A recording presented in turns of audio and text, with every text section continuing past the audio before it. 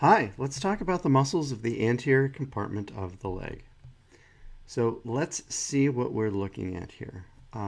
We have good, strong, identifiable ways of orienting that involves the distal portion of the lower limb here, or the foot. We can see in particular here is the great toe, and the great toe is medial, so that will help us to establish medial there and lateral there. We can see the knee joint is there, and what's been removed from the leg here is the crural fascia, or the fascia that binds the leg. Left are some of the superficial veins, as we can see them traversing across the leg, but there's no crural fascia, and that's going to be helpful because it will allow us to see the muscles of the leg. So one of the more important considerations to consider when evaluating the leg are its three compartments. There's an anterior, a lateral, and a posterior compartment. Now, one other feature that I can see that I'm just going to highlight for you here is this. This is the tibia, so it is the most robust bone of the leg. There is also a fibula, which is far more gracile.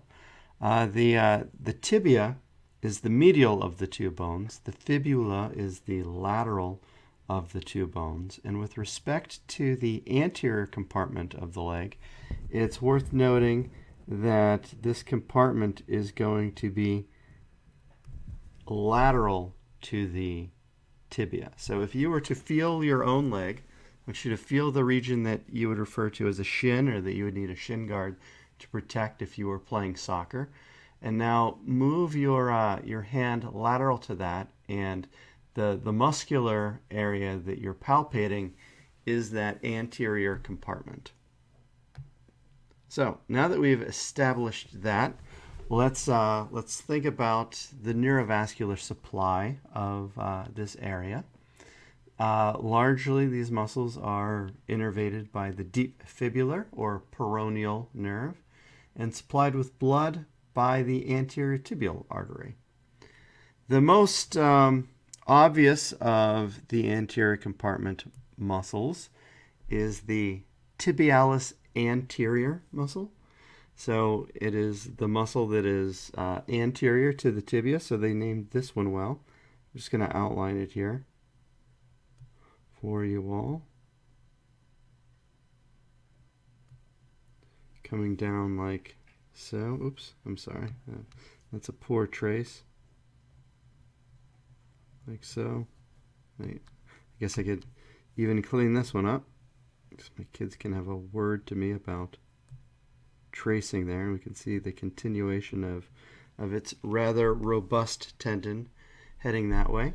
So the tibialis anterior muscle is going to take its proximal attachment, or its origin, from the lateral condyle of the tibia, as well as the proximal shaft of the femur, and it's going to continue down, and its tendon is going to distally attach to the median cuneiform and the first metatarsal. So this is going to be a very important muscle for dorsiflexion of the talocrural. That's a fancy word of saying ankle. It's one of the ankle joints. So dorsiflexion is toes up. So the foot flexes so that toes are going towards the sky. Plantar flexion would be the inverse of that. That would be toes down. So if you can imagine someone sort of standing on their tippy toes, that would be a plantar flexed ankle joint. In addition to being a dorsiflexor of the talocrural joint, the tibialis anterior also is an inverter of the subtalar and transverse tarsal joints. So that is to say that tibialis anterior inverts the foot. So the soles of the feet, or of the foot in this case, would be facing medially. This is a muscle that is very active with movement, so with walking or running, and it's minimally active at rest. So it's not a very important postural muscle, but it is a very important gait muscle. Helping to with the work of gait is the extensor digitorum longus muscle. Extensor digitorum longus muscle is going to be deep to tibialis anterior. I'll outline a little bit of it there, and we can see quite a robust tendon heading down that way. That extensor digitorum longus muscle takes its proximal attachment from the lateral condyle of the tibia, as well as the proximal fibula, as well as the interosseous membrane between the tibia and fibula. And as this tendon goes down, it divides, and eventually portions of that tendon are going to distally attach to the extensor expansions of digits 2 through 5. So just to number these, the great toe is 1, 2, 3, 4, and that little pinky that went wee all the way home is number 5. So extensor digitorum longus is hitting 2 through 5. So the piggy that stayed home and that went wee all the way home, and everything in between are being served from an extension standpoint by extensor digitorum longus.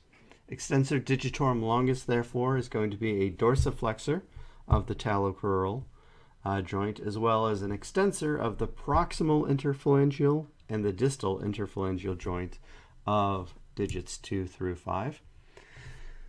Adjacent to extensor digitorum longus, and we can see that right here, is and then its tendon running there, is extensor hallucis longus.